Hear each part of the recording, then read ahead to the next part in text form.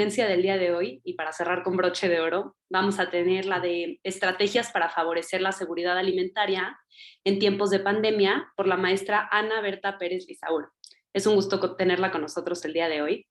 La maestra Ana Berta es egresada de la licenciatura en Nutrición y Ciencia de los Alimentos por la Universidad Iberoamericana. Realizó la maestría en Ciencias de la Salud por la Universidad Autónoma del Estado de México. Es presidenta del Colegio Mexicano de Nutriólogos en el periodo de 2005 y 2006 y del Consejo Nacional para la Calidad de Programas Educativos en Nutriología de 2006 a 2008. Durante su gestión se promovió la publicación de la Norma Oficial Mexicana de Orientación Alimentaria, que es el plato del bien comer.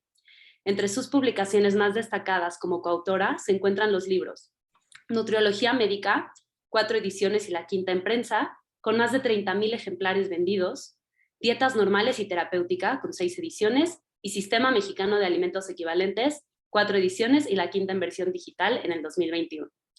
Es docente en la licenciatura en Nutrición y Ciencias de los Alimentos y en la especialidad en Obesidad y Comorbilidades en la Universidad Iberoamericana y en el Diplomado de Educador en Diabetes en la Federación Mexicana de Diabetes. En su labor altruista, ha sido presidenta del Patronato del Banco de Alimentos para Todos y actualmente es consejera en Comedores Santa María, socia fundadora de Fundación 5 al Día y Fomento de Nutrición y Salud. Ha sido asesora de nutrición para diversas instituciones, desde asociaciones civiles, gubernamentales, como la Organización de las Naciones Unidas para la Alimentación y la Agricultura. Trabajó en forma intensiva con la Secretaría de Salud en el desarrollo y seguimiento del Acuerdo Nacional de la Salud Alimentaria, así como en proyectos de educación alimentaria y actividad física con niños. Ha sido reconocida por la Academy of Nutrition and Dietetics como Dietetic Educator of the Year 2011 y por la Ibero con la medalla San Ignacio de Loyola. Fue directora del Departamento de Salud y del posgrado de la Universidad Iberoamericana de 2009 a 2019. Su responsabilidad por la ecología y cuidar nuestra casa la ha comprometido con la reforestación de los bosques aledaños al sistema Cutzamala. Muchas gracias.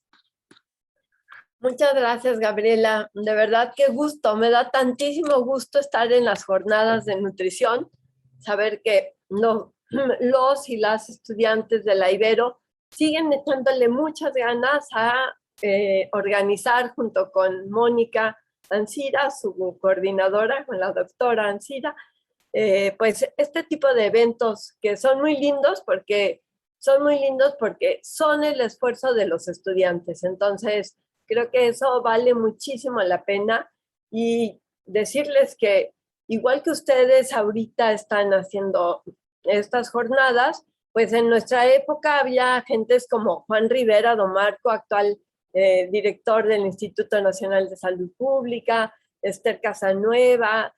Bueno, no me pondré yo a nombrar a todas las personas y egresados de la Ibero, que casi hace 50 años estábamos estudiando como ustedes. Y como ustedes éramos dinámicos y activos y nos gustaba organizar junto con el departamento pues algunas jornadas o eventos y las felicito por estar en esto, ¿no? Entonces, pues bueno, después de la presentación que me hiciste, muchas gracias, pues vamos a empezar la presentación de lo que me hicieron favor de invitarme. Y la idea es platicarles sobre las estrategias para favorecer la seguridad alimentaria en tiempos de pandemia. Me encantó escuchar a la doctora, futura doctora Miriam López Teros, hablar pues de todo lo que causa el COVID y saber que es un problema de nutrición, obviamente, y animarla a aumentar en sus datos toda esta parte de dinámica social, como es la seguridad alimentaria en los pacientes que ella ve, porque seguramente van a salir muchas cosas interesantes. El objetivo de esta charla es describir un panorama a nivel nacional de la seguridad alimentaria de la población. así como distintas estrategias y alternativas de apoyo a la población necesitada. Vamos a ver un poco cómo está la situación mundial, la situación de acuerdo a la ENSANUD en México y la ENCOVID, que es una encuesta que hace la Universidad Iberoamericana a través del EQUIDE, el Instituto de Equidad Social. Y bueno, ¿cuál fue la respuesta en la época del COVID de los bancos de alimentos, de comedores, de despensas y de instituciones que hicieron entrega de alimentos preparados? Bueno, para empezar, yo les podría decir que a nivel mundial, seguramente ustedes ya también lo estuvieron ahorita revisando con otras pláticas, ¿no? En el mundo se produce suficiente comida para alimentar a todos. El problema es que no está bien distribuida y eso hace que pensemos que 1 de cada 9 personas padece hambre. O sea, fíjense, es como si ustedes en una reunión contaran a 10 personas, ¿no? Y de esas 10 personas, puede ser que una de ellas padezca hambre. Entonces, realmente pónganse en los zapatos de esas personas, pónganles cara, pónganles vestimenta, pónganles lo que están viviendo por tener hambre. Y por otro lado, fíjense qué terrible, se pierden o desperdician 1.300 millones de toneladas de alimento. Eso es una barbaridad de alimentos. Pero otra vez vuélvanle a poner cara. Fíjense en los basureros de la Ibero, ahora que ya regresamos de manera presencial, vayan a las cafeterías con ojos de observadores. Tanto los estudiantes de la Ibero como estudiantes que nos estén escuchando de otras universidades, que me dará gusto que estén de otras universidades también, y vean cuánto alimento se desperdicia en las diferentes cafeterías o lugares a donde ustedes asistan. Y por otro lado, pues pensemos que la producción de alimentos es suficiente, como les decía yo. Fíjense, en México se producen alrededor de 3.200 kilocalorías por persona por día.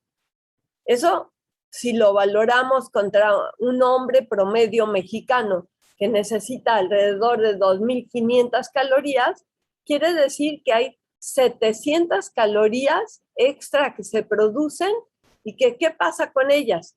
O las consumimos y tenemos sobrepeso y obesidad, o bien pues se desperdician en algún lugar, ¿no? Y lo mismo para proteínas. Se producen alrededor de 86 gramos de proteínas cuando necesita ese hombre promedio 70 gramos de proteína. Entonces se desperdician en algún lugar de este precioso país, México, se desperdician 16 gramos de proteína por persona, por día, cada día en este país.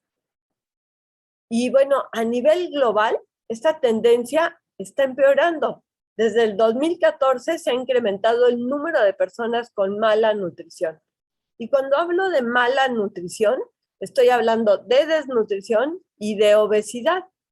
Fíjense que cuando nosotros estábamos estudiando, ya van a ser 50 años, o sea que, bueno, qué viejita la que les está hablando, viejita pero muy contenta y con mucha energía todavía de seguir estudiando y compartiéndoles mis experiencias. Bueno, cuando nosotros estudiamos no se hablaba de obesidad, así les puedo decir, no se hablaba de obesidad, se hablaba únicamente de desnutrición. De hecho, cuando cumplimos 30 años de la licenciatura, hace 20, pues empezamos a hablar de obesidad y empezamos a hablar del tema de la desnutrición a la obesidad. ¿Cómo hicimos ese cambio? ¿Qué fue lo que sucedió para hacer este cambio? Pues en el mundo, pues hay alrededor de 2.000 millones de personas, de acuerdo a la FAO, que sufren inseguridad alimentaria moderada o grave. Esto implica la falta de variedad en la dieta, de insuficiente cantidad de alimento requerido en poblaciones pobres, de desperdicio de alimentos desde el campo hasta la casa y de sistemas de producción de alimentos no sustentables para el planeta.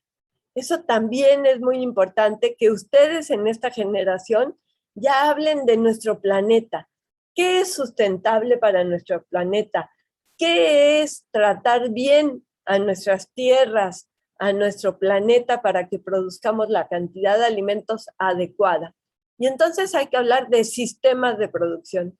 Y desde ahí yo las invito que vayan y organicen excursiones para ir a ver a los productores de alimentos y se den cuenta cómo muchas veces se quedan tirados los alimentos en el campo. O bien llegan a la central de abastos y cuando quieran organizamos una ida a la central de abastos y cómo los trailers completos de alimentos, a lo mejor voy a decir de berenjena, llega berenjena de Sonora o de Sinaloa, trailers completos, ¿y qué sucede? No da el precio a la que la compran y los traileros levantan los trailers completos y tiran toneladas y toneladas, 20 toneladas de berenjena, 25 toneladas de naranja, etcétera, etcétera. Y eso hace que no seamos sustentables para este planeta. El costo global anual de la desnutrición es altísimo. Si a alguien le interesa, sería bueno que revisaran estos documentos que les estoy presentando aquí, los pueden encontrar perfectamente en el internet, y cómo pues este costo global de la desnutrición es también muy fuerte. Se calcula que la pérdida de productividad debido a la desnutrición se ha calculado entre el 3 y el 16% del PIB. Y aquí no es desnutrición, es mala nutrición. Entonces, imagínense, la doctora López Teros les hablaba de las personas con obesidad que tuvieron mayor mortalidad en COVID. Eso es pegarle a la productividad de esas personas. Hay una manera de medir en economía de la salud a los días o a los años de vida perdido por las personas que mueren prematuramente, que se llama NAVISA, y imagínense cuántos años de vida productiva, cuántos AVISA perdieron todas las personas con diabetes, con obesidad, que murieron entre 60 y 65 años en nuestro país. Y cuando su esperanza de vida era 72, 76 años. Perdieron muchos años que hubieran podido seguir trabajando para su país, su familia, para nuestro país, y obviamente haber sido personas que gozaran su familia y fuéramos más humanos en su trato. La dieta es el factor de riesgo número 1 de la carga de morbilidad mundial. Incluye el retraso en el crecimiento en los niños, la deficiencia de micronutrientes como hierro, zinc, calcio, ácido ascórbico y sobre todo sobrenutrición como el sobrepeso y la obesidad. Y esto pues nos lleva a que los objetivos de desarrollo sostenible del planeta consideran varios objetivos que están enfocados a lo que es alimentación y nutrición. Excelente, ¿verdad? Porque todos ustedes que nos están escuchando, pues tienen muchísimo trabajo por delante, mucha esperanza de que ustedes sean capaces de poner fin a la pobreza en todas sus formas en todo el mundo, al menos en su ciudad, en su país, en nuestro México. Poner fin al hambre, lograr una seguridad alimentaria y mejora de la nutrición. Garantizar modalidades de consumo y producción sostenibles, que es lo que les estoy comentando también, y revitalizar la Alianza Mundial para el Desarrollo Sostenible.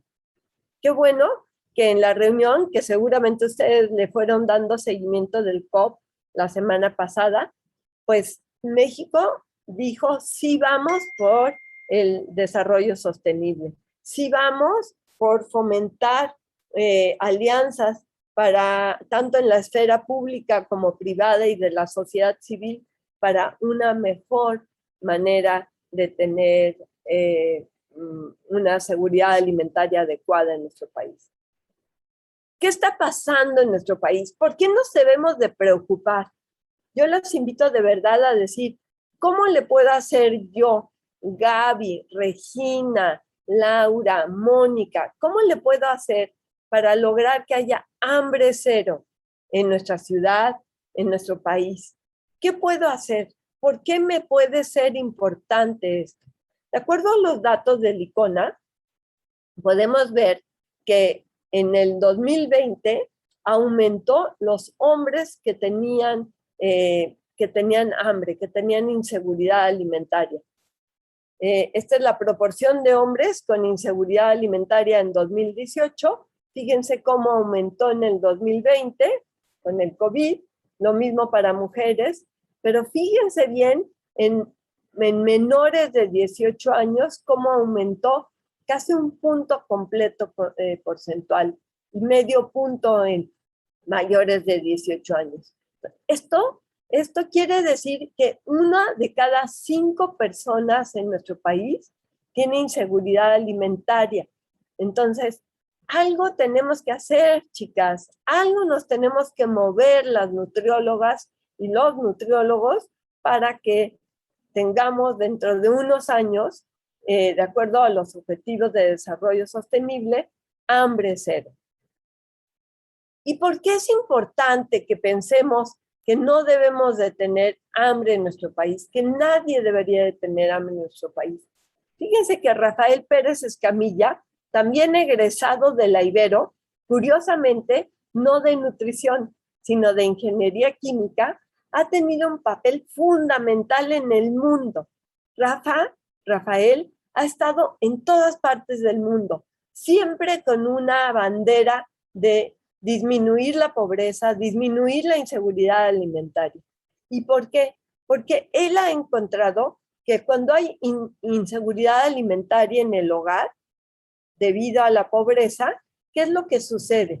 Suceden varias cosas, pero muy importante, sucede que hay inseguridad alimentaria y eso causa estrés en el hogar. Fíjense la flechita, cómo dirige. Aquí hay estrés en el hogar. Cuando hay estrés en el hogar, hay salud mental deficiente en la madre. Empieza esta madre de una familia, empieza a tener ansiedad porque no le puede dar de comer a su familia. Tiene estrés, tiene ansiedad y empieza a tener problemas de depresión.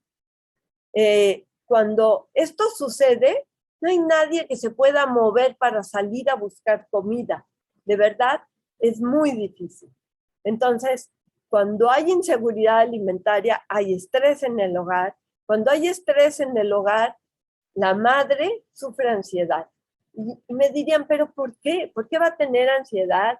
Muchas personas piensan que las personas que viven en pobreza, pues simplemente no salen, no son suficientemente movidas para ir a buscar el salir de la pobreza. No es eso.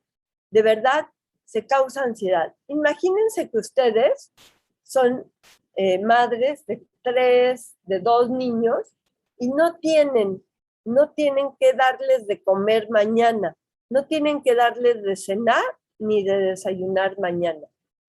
¿Qué piensan ustedes? ¿Se sentirían ansiosas de ello? ¿Un padre de familia, una madre de familia? Bueno, pues eso va a tener una consecuencia sobre la salud mental de la madre y esa salud mental de la madre va a causar problemas psicoemocionales en el niño y por lo tanto va a haber un pobre desarrollo de ese niño. ¿Y de dónde podemos hacer para salir de la pobreza? ¿Cómo podemos hacer que este círculo se vuelva un círculo positivo y no un círculo que no permite salir de la pobreza? Ustedes nutriólogas y nutriólogos futuros, o ya de los que me están escuchando, que son ya nutriólogos en el país, seguramente podrán hacer mucho sobre eso. Esto es más o menos lo mismo de otros autores, no me voy a detener en ello, pero sí solamente recordarles que seguridad alimentaria es cuando toda persona en todo momento tiene acceso económico y físico a suficientes alimentos nutritivos. Fíjense cómo no solamente estoy diciendo que nada más alimentos, no. Estamos diciendo alimentos nutritivos e inocuos para satisfacer sus necesidades alimentarias y preferencias en cuanto a alimentos a fin de llevar una vida sana y activa. Alimentos nutritivos, no alimentos en exceso de grasa, no alimentos en exceso de energía, alimentos que le puedan dar a esa persona una dieta adecuada. Eso es seguridad alimentaria. Entonces, cuando hablamos de las dimensiones de la inseguridad, es cuando nos preguntamos, ¿una dieta de una persona tiene suficientes calorías? ¿Tiene un valor nutricio adecuado? ¿Es culturalmente aceptable? Desde el punto de vista psicológico, ¿causa ansiedad lo que le estamos dando de comer a esos niños? ¿Tienen las madres de familia una experiencia de deprivación? ¿Los niños? ¿Se han fijado ustedes en los mercados sobre ruedas, cómo al terminar el día, muchas familias, muchas personas se acercan a ese mercado sobre ruedas a buscar comida en la basura? Y si no, los invito a que lo hagan. Vuélvanse observadores de lo que está sucediendo. Por otro lado, esa alimentación es sustentable con las necesidades del planeta y socialmente son aceptables las formas que tienen las familias para obtener los alimentos. No nos vamos a detener en esto porque se va corriendo mucho el tiempo y no los quiero hacer que les dé hambre, les dé apetito, no hambre, ¿verdad? Como de las personas que estamos hablando. Pero fíjense que cuando una persona empieza a tener problemas con su seguridad alimentaria, empieza a preocuparse por el acceso a los alimentos, empieza a estirar los alimentos, es cuando decimos, échale más agua a la sopa. Al fin, donde comen 4, comen 5. Pero cuando todos los días hay que estirar los alimentos para que en lugar de que una ración para 1 o 2 personas alcancen para 5 o 6, a eso se le va acercando la inseguridad alimentaria. Se reduce el consumo de alimentos en los adultos dejan de comer y finalmente se reduce el consumo de alimentos en niños y se empiezan a comer más alimentos ultraprocesados baratos y con menor aporte nutricio. Y eso fue parte de lo que el Equide de la Ibero, ahora en donde siempre ha habido académicos del Departamento de Salud que luego pasan al Equide de la Ibero. Para mí es un orgullo que eso suceda, porque quiere decir que estamos trabajando por las personas que viven en pobreza o en inseguridad alimentaria. Y esta hambre y desperdicio de alimentos, pues obviamente implica riesgos sociales. Ya dijimos que hay una proyección a que haya mayor cantidad de personas en inseguridad alimentaria y que hay varias instituciones u organismos que pueden ayudar para concretar y salir de este problema. Uno de ellos son los bancos de alimentos. Y yo estuve muchos años, he estado en contacto con bancos de alimentos.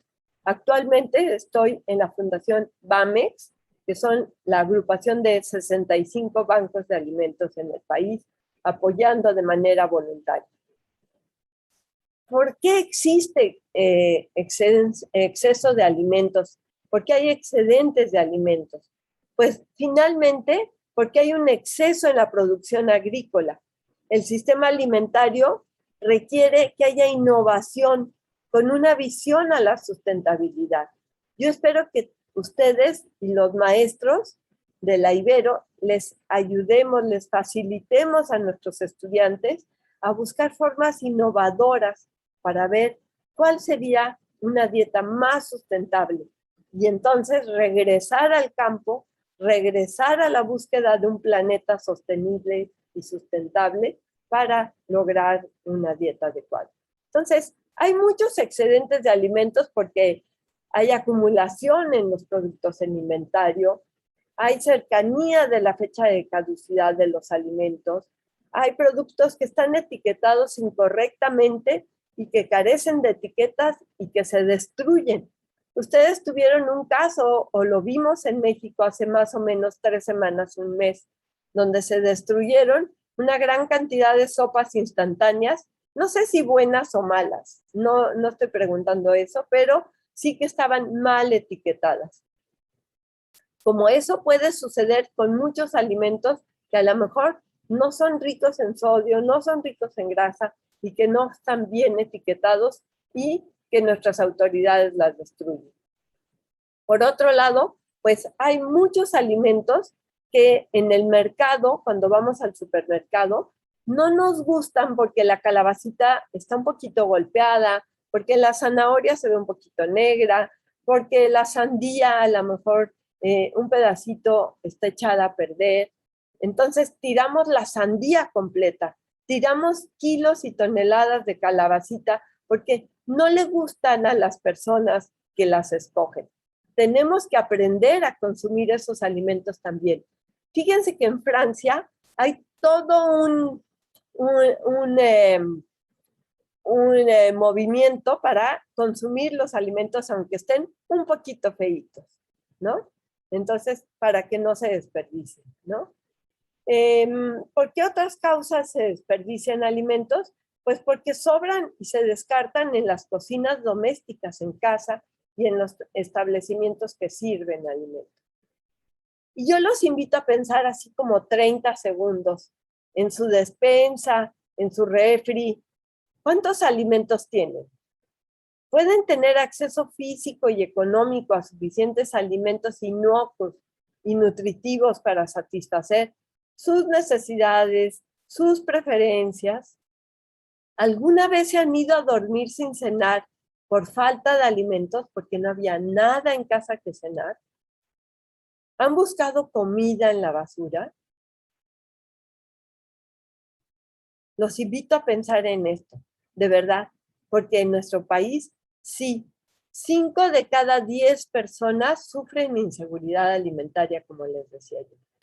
Y les comparto esta foto que me encantó, la tomé en San Luis Potosí, de una marchanta vendiendo molletes. Bueno, me encantó su canasta. Ella me comentó que le cabían 500 molletes y que los vendía todos, ¿no? Me encantó compartírselos. Ahora bien, ¿qué pasa cuando hay una emergencia? Un temblor, a lo mejor a ustedes les tocó apoyar en el temblor de hace 2 o 3 años. ¿Qué hicieron? ¿Qué pasa cuando hay una inundación? ¿Qué pasa cuando hubo COVID, cuando inició el COVID? Pues las secuelas de las medidas de emergencia empiezan con prevención, luego hay que preparar, hay que estar alerta, hay que evaluar los efectos y las necesidades inmediatamente después de la catástrofe. Hay que empezar a ofrecer socorro y asistencia humanitaria inmediata. Hay que rehabilitarse cuando se realizan los primeros intentos de restablecer el sistema. Hay que reconstruir cuando se reemplaza la infraestructura destruida, ¿no? Esto sucede 1 y 1000 veces. Ahorita en España, con el volcán que ustedes seguramente han visto en las noticias que está echando lava en España, en Palma, pues están haciendo esa. Ellos ya están en la etapa de reconstrucción, entregando casas a los damnificados. Cuando fue el sismo, pues la Ibero rápidamente se puso en alerta, evaluó los efectos y de inmediato empezamos a hacer una cadena de asistencia humanitaria. Había cantidades enormes de alimentos y de personas ayudando a repartirlos. Y la recuperación debe ser sostenible hasta que las condiciones vuelven a la normalidad. Entonces, ¿qué hacen los bancos de alimentos? Los bancos de alimentos funcionan exactamente cuando hay emergencias, pero sobre todo cuando hay personas en pobreza alimentaria que pasan años y años sin poder salir de la pobreza. Los bancos de alimentos son organizaciones sin fines de lucro que reciben alimentos donados, muchas veces que se han desechado en granjas, en fábricas, en tiendas minoristas, por los propios consumidores y otras fuentes como restaurantes o hoteles. Ponen a disposición estos alimentos para personas que los necesitan a través de una red establecida de organizaciones. Aquí tienen ustedes, aquí abajo a la derecha, estos datos los fui sacando de un libro que hicimos en los 25 años de Alimento para Todos. Estas organizaciones incluyen a estas organizaciones a quienes se les donan estos alimentos, escuelas, bancos de alimentos, comedores comunitarios, orfanatorios, etc. Entonces, los bancos de alimentos son una de las instituciones que recuperan alimentos y los donan y los reparten. En México, como les decía yo, hay alrededor de 65 bancos de alimentos que trabajan cercanos a las centrales de abasto recogiendo los alimentos.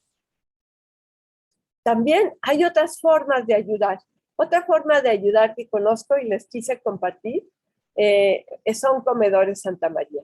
Comedores Santa María normalmente antes de la pandemia recibíamos alrededor de 10,500 niños en alrededor de 25 comedores en varios lugares de la Ciudad de México. Muy cerca de la Ibero hay muchas barrancas con gente muy pobre cerca de la Ibero. Y se sentaban a comer los niños de esta manera. Cuando empezó la pandemia, tuvimos que hacer un cambio rápido a entregar las despensas a las familias. Y así estuvimos por 6 meses. Pasamos de darles de comer a los niños sentaditos, comidas completas, calientes, a hacer despensas y entregar despensas. Después nos dimos cuenta que las despensas eran caras y no podíamos salir con los donativos que teníamos. Hicimos otra vez una innovación y hemos estado innovando, buscando qué es lo mejor para nuestros niños y familias. Y encontramos que otra manera es que las familias vayan por sus alimentos en estos contenedores. Llegan las familias con su contenedor limpio en el comedor, les llenamos los contenedores de acuerdo al número de niños que comen o que están registrados en el comedor Santa María y ellos se llevan su comida.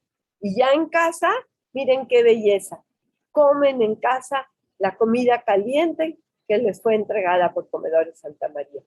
También estamos tratando, aunque ya cada vez podemos acercarnos más, de que los niños no pierdan la cercanía a Comedores Santa María haciendo dinámicas para mantenerlos cercanos a nosotros. También hay otros programas de atención alimentaria de comedores comunitarios. Hay comedores comunitarios, por ejemplo, en la Ciudad de México. Trabajaron de manera muy interesante durante más de 10 años, hace algunos años. Hubo acopio de alimentos, preparación de alimentos, comedores que dan de comer a más o menos 100 personas. Aquí en Comedores Santa María se olvidó comentarles que los comedores están diseñados para comedores de 150 niños, de 300 niños y tenemos comedores para 500 niños a la vez. Son, la verdad, muy bonitos. Quien quiera un día, con mucho gusto, podemos ir a hacer una visita. También hay este otro tipo de comedores comunitarios que también responden en emergencias. Y también hay otras maneras que se han hecho para donar alimentos en épocas de emergencia, ¿no? Hay otras instituciones y también es increíble la cantidad de instituciones que hay. Por ejemplo, otro es Va por mi cuenta, que trabaja cercano también a Comedores Santa María, ¿no? Que trabajaron mucho principalmente en hospitales, ayudando a médicos, enfermeras, todo el personal que estaba ahí o familiares de los enfermos, ¿no? También, perdón que ponga la marca, aquí se me fue borrar la marca, hubo empresas que donaron, por ejemplo, en el momento de la emergencia, hasta 100,000 rebanadas de pizza, por ejemplo. La pizza no será lo más nutritivo, pero bueno, también lo hicieron. Fíjense que también en la época del fuerte de la pandemia, al inicio, marzo de 2020, hizo otra fundación que se llama Comidas Solidarias, y lo que se hizo fue promover la economía local, comidas completas, gracias a que muchos chefs decidieron en los restaurantes que estaban cerrados preparar alimentos con alimentos donados, siguieron trabajando los restaurantes tras bambalinas y entregaron una gran cantidad de alimento también a familias, y era alimento caliente, también muy interesante. También ejemplos no pararíamos de darlos, como Cáritas, por ejemplo, Cáritas Monterrey, también estuvo preparando, igual que Cáritas Ciudad de México, igual que Cáritas Nacional, estuvieron preparando también despensas para la entrega en el problema de emergencia. Yo no estoy diciendo que sería lo que habría que hacer siempre, pero sí hay que hacerlo en el momento de la emergencia. También hay programas de atención alimentaria que transfieren recursos directamente a una tarjeta de prepago. Esas tarjetas de prepago solamente permiten comprar alimentos de la despensa básica, activan la economía local, eso es muy interesante, le dan libertad al consumidor de comprar los alimentos que él quiere, y limita, estas tarjetas no permiten comprar cigarros y bebidas alcohólicas. Por lo tanto, pues en política pública, pues hay mucho que hacer también, hay mucho pues, que se puede realizar con este tipo pues, de reacciones que se dan en la sociedad civil para salir de una emergencia. Entonces, es importante considerarlo y tenerlo, ¿no? Les decía yo de Bamex. Bamex es una organización de bancos de alimentos, es de la sociedad civil. Yo trabajo de manera voluntaria con Bamex en algunos programas específicos. Actualmente estamos trabajando justamente en un programa que se llama Hambre Cero. Y vean toda la cantidad de bancos de alimentos que hay alrededor de la República Mexicana. Es muy interesante, y a lo mejor ustedes algún día pueden hacer un trabajo voluntario o bien trabajar profesionalmente en un banco de alimentos. ¿Cómo funciona o cómo ha funcionado el banco de alimentos? Pues bueno, les decía yo, se desperdicia una gran cantidad de alimentos, más o menos el 34% de los alimentos que se producen en nuestro país se desperdician. Eso da alrededor de 24 millones de toneladas de alimentos, y eso además produce una gran contaminación, porque cuando ustedes dejan que se eche a perder un alimento, produce una huella de carbono, y esta cantidad de alimentos produce 36 millones de toneladas de dióxido de carbono, las mismas generadas por casi 16 millones de vehículos. Entonces, fíjense, podemos hacer mucho si logramos disminuir esta cantidad de alimentos que se desperdicia. Nos ayudaría a disminuir la huella de carbono en nuestro país. Entonces, algo hay que hacer. Además, si dejamos de producir estos alimentos que se van a echar a perder, también aumentamos la cantidad de agua disponible en el campo, y eso sería muy importante. Pero por lo pronto, esa cantidad de alimento que estamos impidiendo que se eche a perder, que se desperdicie y que la repartimos, le da de comer o nos ayuda a darle de comer a esos 40 millones de mexicanos que sufren inseguridad alimentaria. Entonces, aquí tienen algunas fotos de bancos de alimentos trabajando, de entrega de alimentos, ¿no? Por ejemplo, en el 2020 se acopiaron esta cantidad de kilos de alimentos, tanto de perecederos como de no perecederos, y se entregaron a una gran cantidad de familias, ¿no?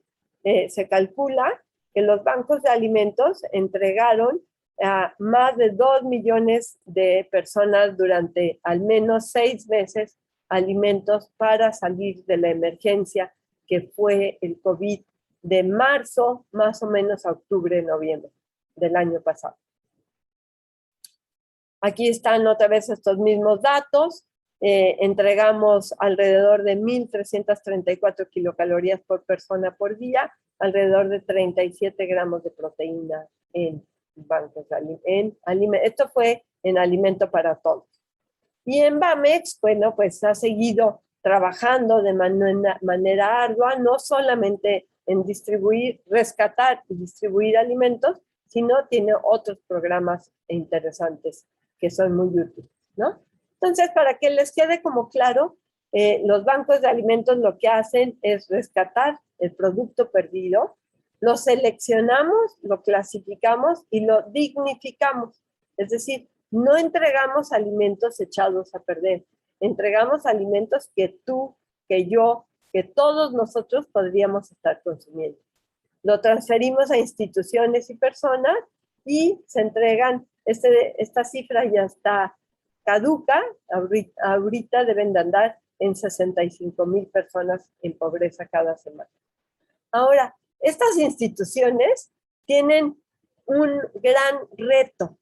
Y el gran reto es cómo hacer para que los alimentos que les donen tengan un equilibrio, tengan un valor y una composición nutricia adecuada que se parezca al plato del bien comer, al nuevo plato del bien comer que muy pronto pues lo conoceremos, esperemos, ¿no?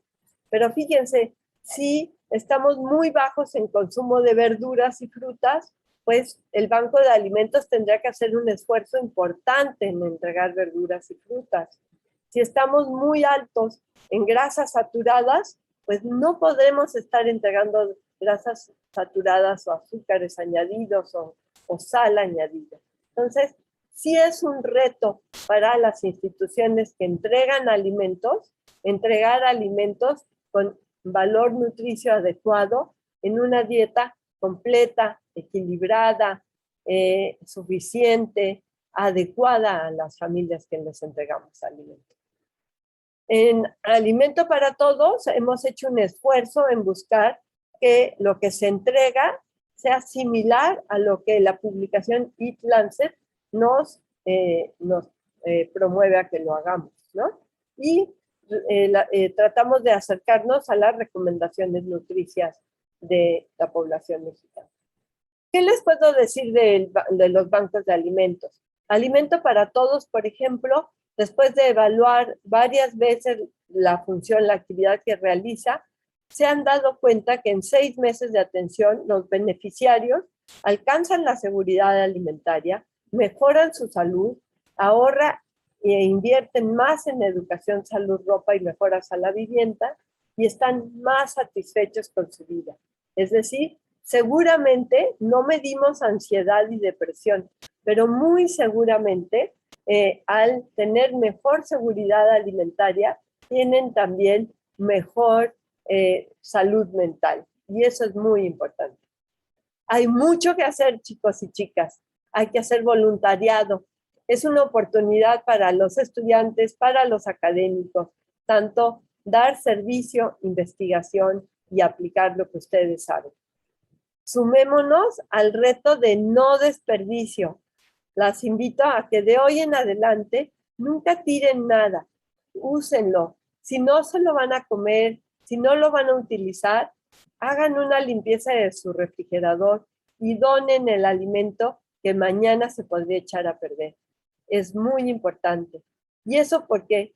Porque necesitamos acercarnos a las familias mexicanas que necesitan ser acompañadas en su arduo camino para superar la pobreza.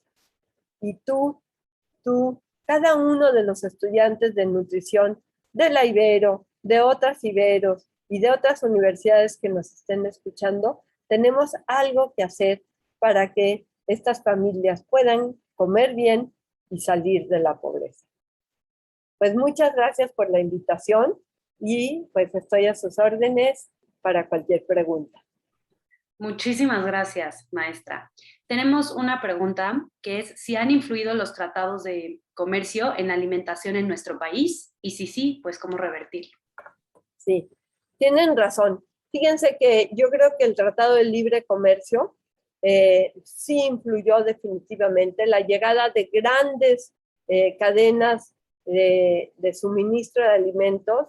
También ha influido porque hay mucho más disponibilidad de alimentos y nos han llegado una gran cantidad de alimentos que vienen de otras culturas que tienen mayor cantidad de grasa, sodio, etcétera. ¿Qué podemos hacer para revertirlo? Regresar a nuestra dieta mexicana, regresar a nuestra cultura. Y no solamente a nuestra cultura, puede ser dieta mediterránea con adaptación a la dieta mexicana. Por ejemplo, en vez de aceite de oliva, ¿qué más que un delicioso aguacate? Aunque ahora al aguacate también le tiran porque usa mucha agua para producirse. Pero el agua medida, en riego por goteo, etcétera, puede hacer sustentable también al aguacate. Pero yo les diría, regresemos, hagamos nuevamente al frijol un alimento que tiene un valor y que esté en cada una de las familias, en la mesa de cada una de las familias mexicanas. Excelente, pues muchas gracias nuevamente. Es de verdad un gusto y un placer contar con usted en estas jornadas de nutrición y escuchar su excelente ponencia que pues nos permitió cerrar el día de hoy con broche de oro. Gracias, Gaby, con mucho gusto. Mucho gusto. Le comparto su constancia. De igual forma, le llegará por correo electrónico. En serio, gracias por estar con nosotros. Gracias.